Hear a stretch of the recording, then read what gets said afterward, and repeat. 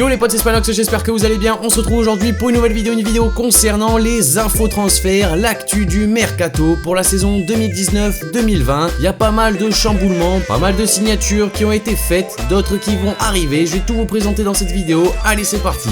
On commence tout d'abord avec Malcom, le joueur brésilien ex du FC Barcelone qui s'est engagé avec le Zénith Saint-Pétersbourg. Alors la somme du transfert est de 40 millions d'euros fixe plus 5 millions d'euros en bonus et le Barça s'est même réservé une petite option sur une possible revente du joueur, soit 7,5% du prochain transfert. Alors c'est vrai qu'il était arrivé la saison dernière, il n'a pas réussi à faire grand chose du côté du Barça. C'est un joueur qui a tout de même beaucoup de qualité, ça c'est certain, mais peut-être pas suffisamment pour jouer dans un grand club. Je pense que Zénith il sera vraiment un élément fort de cette équipe là. Il portera d'ailleurs le numéro 8. Espérons que sa carrière décolle vraiment puisqu'il est encore très jeune. On enchaîne ensuite avec Radja Nainggolan, le joueur de l'Inter Milan qui a été transféré à Cagliari. Alors c'est vrai qu'il y avait pas mal de tensions entre Nainggolan et l'Inter Milan suite à certaines déclarations du joueur belge qui n'ont pas trop plu au club italien, mais également la vie extra-sportive de Nainggolan qui laisse plutôt pas mal à désirer. En tout cas, Nainggolan était largement poussé vers la sortie par le club de l'Inter Milan. Il a réussi à trouver un autre club en Serie A. Il s'agit de Cagliari, un club avec lequel il avait déjà joué par le passé. On passe avec Alan Saint-Maximin, le joueur français extrêmement talentueux, ex de l'OGC Nice qui a signé à Newcastle. Il a signé du coup dans le club anglais pour 20 millions d'euros. Alors c'est vrai que pour les différents joueurs qui ont signé du côté de Newcastle, les différents français, ça n'a pas toujours été une très belle étape dans leur évolution. On pense à des joueurs comme Cabella, comme Ben Arfa, Emmanuel Rivière ou encore Gabriel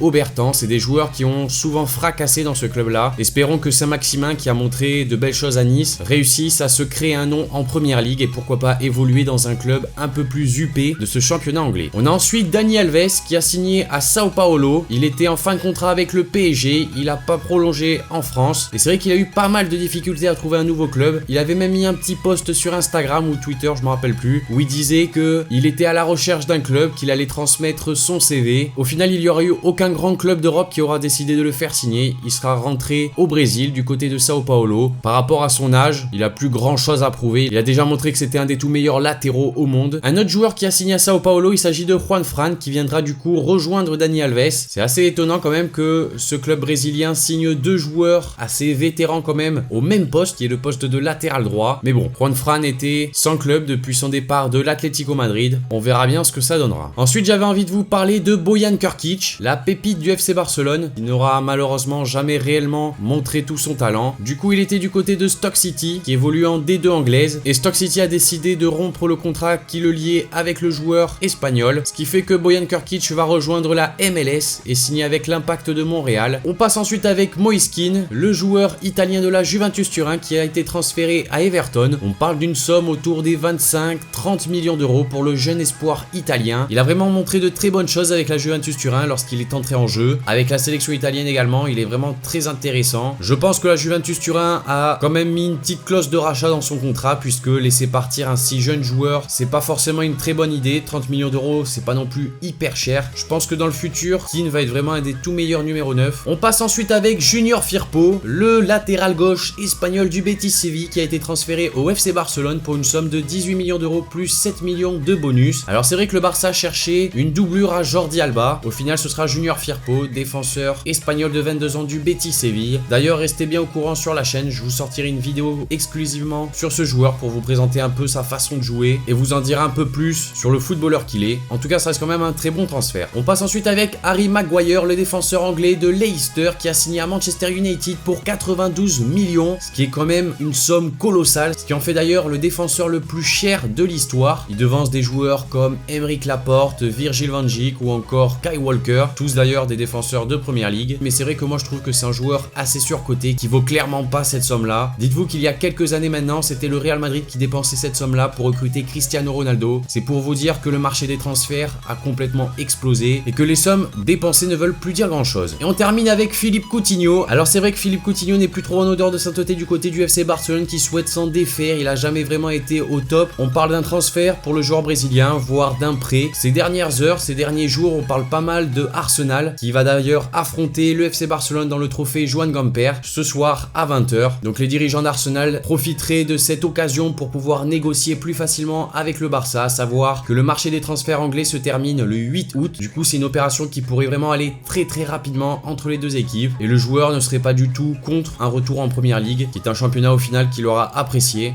Donc voilà les amis, cette vidéo concernant les infos mercato pour la saison 2019-2020 est maintenant terminée. N'hésitez pas à me dire dans les commentaires ce que vous avez pensé de cette vidéo là. Également, lâchez un like si la vidéo vous a plu. Dites-moi si vous voulez un autre épisode. Abonnez-vous si c'est pas déjà fait. Moi je vous dis à la prochaine pour une nouvelle vidéo. C'était Spanox. Allez, salut tout le monde.